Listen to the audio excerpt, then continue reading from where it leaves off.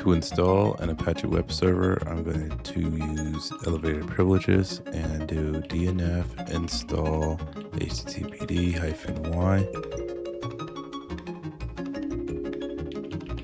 I'm going to add the service to my firewall. So I'm going to do sudo firewall-cmd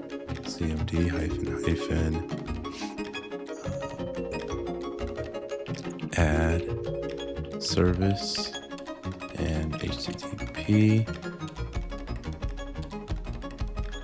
And I'm going to put that in this zone equals public. I'm going to make that permanent. I'm going to do the same thing for HTTPS. I'm going to reload my firewall.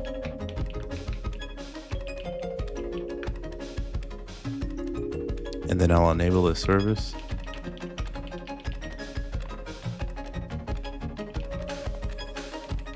And I want to enable it now.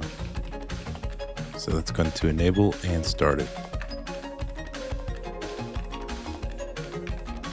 I need to do that with elevated privileges. All right.